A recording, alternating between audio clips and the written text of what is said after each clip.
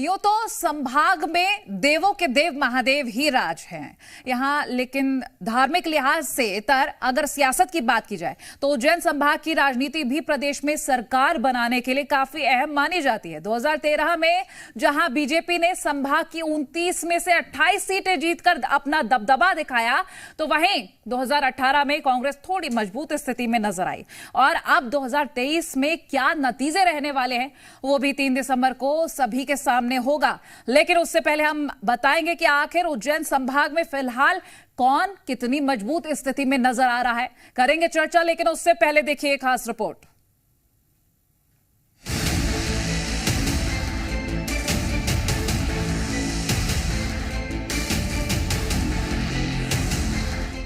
मध्य प्रदेश के उज्जैन संभाग की धार्मिक महत्ता के साथ साथ राजनीतिक महत्ता भी काफी है। बीजेपी का गढ़ माने जाने वाले उज्जैन संभाग के 6 जिलों की 29 सीटों में से 17 पर अभी बीजेपी ने अपना कब्जा जमाया है।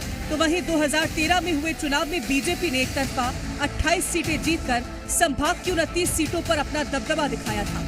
लेकिन 2018 की तरह एक बार फिर 2023 में संभाग के समीकरण बदलते दिखाई दे रहे हैं। बीजेपी के लिए इस बार संभाग में बहुत सी चुनौतियां हैं। कहते हैं सत्ता का रास्ता मालवा क्षेत्र से होकर गुजरता है और मालवा क्षेत्र में उज्जैन संभाग हमेशा से अपनी महत्वपूर्ण भूमिका निभाता आया है। वर्ष 2018 में भारतीय जनता पार्टी के हाथों 17 सीट लगी थी, वहीं कांग्रेस के पास 11 सीटें उज्जैन संभाग से थी। अब देखना होगा वर्ष 2023 में, चूंकि प्रतिशत भी बढ़ा है, तो भाजपा के पास कितनी सीटें और कांग्रेस के पास कितनी सीटें जाती है। चुनाव के परिणाम आने में अभी 1 हफ्ते का वक्त बचा है, मगर अभी से ही राजनीतिक दल अपनी पार्टी की जीत को लेकर जोड़ घटाव करने में लगे हैं। उज्जैन संभाग की 29 सीटों में से 22 से ज्यादा सीटों पर कांग्रेस अपना कब्जा जमाने का दावा कर रही है, जबकि बीजेपी का कहना है कि साल 2013 जैसा हाल इस बार भी होने वाला है। इस बार ही नहीं, वर्ष 2018 में भी पूर्व मुख्यमंत्री माननीय कमलनाथ जी के नेतृत्व में मध्य प्रदेश की करोड़ों करोड़ जनता ने कांग्रेस को आशीर्वाद दिया था और उनके नेतृत्व में सरकार गठित हुई थी। भारतीय जनता पार्टी, मैं उसे भ्रष्टाचार जनता पार्टी की संज्ञा दे रहा हूं और इस बात को जनता ने भी माना है। पिछली बार से हम इस बार बढ़त में हैं। 2018 में हमारी जो सीटें थी उससे हम कहीं भी बढ़कर 20+ की स्थिति में, 29 सीटें कुछ उज्जैन संभाग में होती है, उसमें हम 20+ में हैं। निश्चित तौर पर मध्य प्रदेश में इस बार बहुत अच्छा टिकट वितरण हुआ और उसमें उज्जैन संभाग में भी बहुत अच्छा टिकटों का वितरण हुआ। हमारे योग्य कार्यकर्ताओं को उम्मीदवारी मिली, हमने चुनाव को बहुत अच्छे से लड़ा और जनता ने आशीर्वाद देने का काम किया। प्रदेश में सत्ता की चाबी मालवांचल रहा है। पिछले विधानसभा चुनाव में उज्जैन संभाग की 29 सीटों पर बीजेपी ने एक तरफा 11 सीटों पर कब्जा जमाया था, तो वहीं कांग्रेस महज 11 सीटों पर सिमट कर रह गई थी। बीते 5 साल में उज्जैन संभाग की 29 सीटों के समीकरण अब बदल गए हैं। अब ये देखना काफी दिलचस्प होगा कि इस बार चुनाव में कौन सी पार्टी उज्जैन संभाग में अपना परचम लहराती है। ब्यूरो रिपोर्ट, जी मीडिया।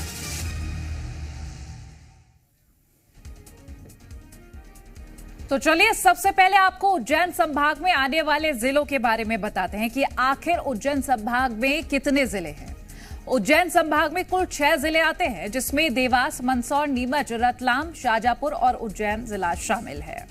और अब आपको साल 2018 के नतीजों के बारे में भी बता देते हैं कि साल 2018 में उज्जैन संभाग की 29 सीटों पर क्या नतीजे रहे थे।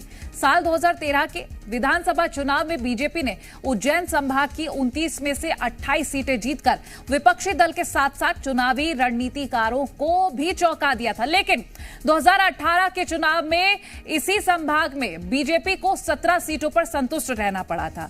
वजह बनी सियासत की असल मुद्दों से दूरी, किसानों की नाराजगी और पार्टी में चल रही अंदरूनी कलह, जिसके चलते 2018 में कांग्रेस ने 1 सीट से सीधे 11 सीटों पर अपना कब्जा जमाया था। वहीं अन्य को भी पिछले चुनाव में 1 सीट पर जीत हासिल हुई थी। तो देखिए, अब आपको यह भी बता दें कि उज्जैन संभाग के जिलों में कितना वोटिंग प्रतिशत रहा और किस जिले में कितना मतदान हुआ। बात करें देवास की तो रीवा में 81.22% मतदान हुआ था। वहीं मंदसौर में 83.28% मतदान हुआ।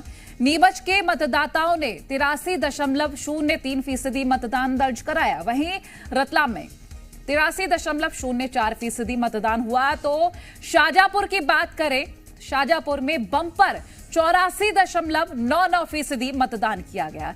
और वहीं अगर उज्जैन की बात की जाए तो यहां संभाग का सबसे कम 78.63% मतदान हुआ है।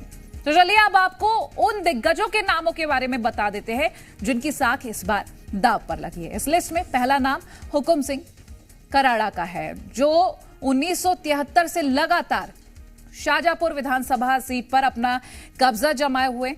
2013 में बीजेपी ने सेंधमारी करते हुए इस सीट पर जीत हासिल की थी, लेकिन 2018 में वापस हुकुम सिंह ने दोगुनी ताकत के साथ वापसी की। तो देवास जिले की हाट पिपल्या विधानसभा सीट पर भी इस बार कांटे की टक्कर है। यहां से बीजेपी ने सिंधिया समर्थक नेता मनोज चौधरी चुनाव में उतारे हैं। वहीं कांग्रेस ने राजवीर सिंह बघेल को उम्मीदवार बनाया है।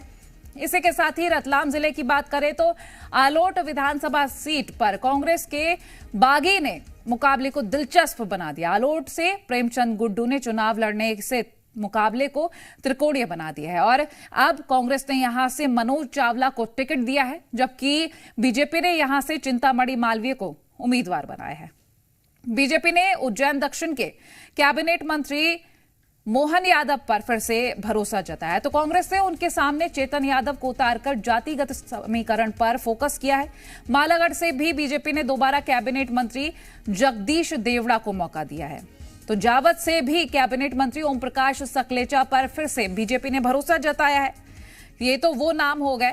और देखिए अब हम और जानकारी लेंगे। हमारे साथ वरिष्ठ पत्रकार डॉक्टर सत्यप्रकाश शर्मा जी जुड़ रहे हैं और साथ ही हमारे सहयोगी भोपाल से प्रमोद शर्मा जुड़ रहे हैं, उज्जैन से राहुल राठौर जुड़ रहे हैं। सबसे पहले हम चल लेते हैं प्रमोद के पास। प्रमोद, देखिए अगर हम बात करें एक राजनीतिक समीकरण को लेकर, क्योंकि देखिए परिणाम आने में ज्यादा वक्त नहीं है, लेकिन हम पिछले सालों का जो पिछले इलेक्शंस का इतिहास उठाकर देखें तो काफी उतार चढ़ाव देखने को मिला है।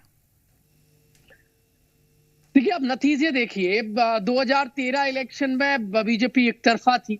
18 में आप आइए तो बीजेपी 17 सीट लाती है, लेकिन सनसनी फैल जाती है, क्योंकि वो इसलिए सियासी सनसनी फैली 17 सीट बीजेपी के आने के बावजूद, क्योंकि सत्ता चली गई और कांग्रेस पार्टी सीधे 11 तक पहुंच गई, यानी 1 से 1 पे 11 और सत्ता आ गई। अब हालांकि इस बार आप देखेंगे तो उज्जैन देखिए बीजेपी के लिए बड़ी राय मुश्किल भरी है, क्योंकि एक तो महाकाल कॉरिडोर में जिस तरीके से भ्रष्टाचार के आरोप लगे हैं, तो वहां पर जो लोकल जो नेता है वो घिरे नजर आए हैं। कई नेताओं के ऐसे बयान वीडियो आए जो बड़े पैमाने पर घिर गए, चाहे तो वो higher education minister Mohan Yadav हो या दूसरी सीटों पर जो वो मुकाबले हैं वो बहुत पेचीदा बने हुए हैं। कई नेता ऐसे हैं जो एंटी इनकम्बेंसी से जूझ रहे हैं, उनकी सीटें भी बदलने की खबरें थी, चाहे वो मंत्री इंदर सिंह परमार हो या दूसरे बड़े नेता। तो देखिए पैच फंसा हुआ है। लेकिन हैरत वाली बात यह है कि बीजेपी के दिग्गज नेता और फिलहाल में जो राज्यपाल है थावरचंद गहलोत के बेटे 18 में चुनाव हार गए थे, उनको देखिए मनोज चावला ने ये चुनाव हराया था। लेकिन इस बार मनोज खुद असमंजस में है, उनकी जीत असमंजस में है, क्योंकि उसके पीछे वजह ये है बीजेपी की तो फाइट में है ही है, लेकिन उनकी अपनी पार्टी के जो बागी नेता है प्रेमचंद, वो देखिए बहुत चिंता बढ़ा रहे हैं। प्रेमचंद गुड्डू और इनका बड़ा पुराना इतिहास रहा है, बीजेपी में भी गए, फिर कांग्रेस पार्टी में, कांग्रेस पार्टी से नाराज हो गए, इनकी खुद की बेटी सांबे से कांग्रेस पार्टी के टिकट पर चुनाव लड़ रहे। तो कुल मिलाकर आप देखिए जब 20 के पार यहाँ पर पॉलिटिकल पार्टियां देखिए सीट लाई है, हाँ। तो चुनाव जीती है, लेकिन कभी कभी प्रेडिक्शन फेल भी हुए और कांग्रेस पार्टी पिछली बार 11 सीट लाई थी और सत्ता के शिखर तक पहुंच गई थी। तो यहाँ पर तो कहा जाता है कि कालों के काल और महाकाल जिनकी सरकार देखिए पूरे विश्व में व्याप्त है, वो यहाँ पर विराजे हुए हैं। तो जो जाता है वो वहां नतमस्तक हो जाता है, हाँ। और जिसको यहाँ पर आशीर्वाद मिलता है वो सत्ता के शिखर पर काबिज हो जाता है। लेकिन इस बार यहाँ पर जो सियासी समीकरण है, हाँ। वो बहुत उलझे नजर आ रहे हैं और कोई कुछ भी अनएक्सपेक्टेड सा लग रहा है काफी कुछ। चलिए मैं लौटती हूँ, एक बार हम राहुल से कुछ जानकारी ले लेते, फिर मैं सत्यप्रकाश जी के पास आऊंगी। राहुल, देखिए समीकरण अलग होता हुआ नजर आ रहा है क्या? अगर हम 18 को देखें और 13 को देखें और अब के कंपेयर को देखें, किस तरह से हम देख सकते हैं समीकरण को?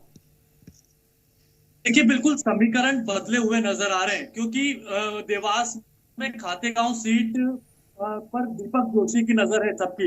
वहां पर दीपक जोशी पूर्व मुख्यमंत्री के बेटे रहे हैं और इस बार वे कांग्रेस से दावेदारी में थे और कांग्रेस से प्रत्याशी बनाए गए। अब सबकी नजर दीपक जोशी की सीट पर है कि वहां से कौन मैदान में आता है। देखिए, राज परिवार से गायत्री पवार वहां पर मैदान में है, उनके सामने ब्राह्मण चेहरा उतारा गया है। सोनकत सीट की अगर देवास में बात करें तो वहां पर सांवेर के जो नेता है उनको उतारा गया है। तो वहां पर वो सोनकत में विरोध झेल रहे हैं कि बाहरी प्रत्याशी को उतार दिया। इसके अलावा बात देखिए शाहजहांपुर की करें तो यहाँ पर कांग्रेस से हुकुम सिंह कराड़ा है और उनके सामने देखिए तो तमाम जो सीटें हैं उन पर कड़ी टक्कर है, क्योंकि उज्जैन दक्षिण विधानसभा में मोहन यादव पर यहाँ पर भरोसा किया गया है। जावरा विधानसभा, अगर रतलाम जिले की जावरा विधानसभा की बात करें तो यहाँ पर जीवन सिंह शेरपुर त्रिकोणी मुकाबला देखने को मिलेगा। इसके साथ ही बड़नगर में भी त्रिकोणी मुकाबला देखने को मिलेगा। उज्जैन जिले की बड़नगर सीट है, यहाँ पर राजेंद्र सिंह सोलंकी का कांग्रेस ने टिकट काट दिया था। तो ये जो तमाम जो सीटें हैं यहाँ पर जो है कड़ी टक्कर देखने को मिलेगी। बिल्कुल कड़ी टक्कर, और सही कहा आपने, समीकरण अलग होता नजर आएगा। चलिए मैं लौटूंगी आपके पास डॉक्टर सत्यप्रकाश जी। मेरा सवाल ये कि कांग्रेस के लिए 1 से 11 तक का सफर शायद थोड़ा आसान रहा होगा, लेकिन इस बार अगर हम टक्कर की बात करें तो काफी कड़ी नजर आ रही है। क्या लगता है आपको, उज्जैन में बाबा महाकाल का आशीर्वाद किसको मिलने जा रहा है? समीकरण क्या कहता नजर आ रहा है? देखिए, ये तय है कि बाबा महाकाल का आशीर्वाद जिसको मिलता है, मैंडेट उसी पार्टी को मिलता है। देखिए, यहाँ पर जो स्थिति है, ये जो रीजन है, ये आरएसएस का बड़ा गढ़ माना जाता रहा है और यही कारण रहा कि भारतीय जनता पार्टी हो या जनसंघ हो, उसने हमेशा यहाँ बड़ी लीड ली है।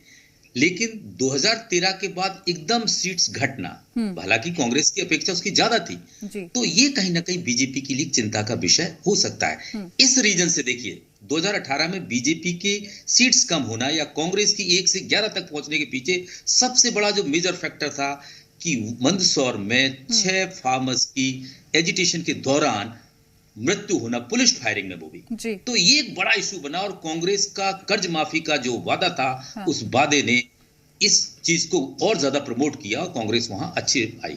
एक बहुत महत्वपूर्ण चीज है, इस रीजन के जनसंघ या भारतीय जनता पार्टी के पितृ पुरुष 2 पूर्व मुख्यमंत्री, चाहे तो हम देवास में जो उनके पुत्र इस समय भारतीय जनता पार्टी की जगह कांग्रेस से चुनाव लड़ रहे हैं, कैलाश जोशी, दूसरा नाम वीरेंद्र सखलेचा, ये दोनों मध्य प्रदेश के मुख्यमंत्री रहे हैं 80 के पहले जनसंघ से और 80 के बाद कैलाश जोशी जी भारतीय जनता पार्टी से। तो मेरा कहने का तात्पर्य है कि ये दोनों दिग्गज के बेटे अब पुराने समय में एक ही पार्टी से हुआ करते थे, आज वो दूसरी पार्टी से हैं, वो दूसरी पार्टी से। तो ओम प्रकाश सखलेचा की सीट क्या स्थिति में जाएगी?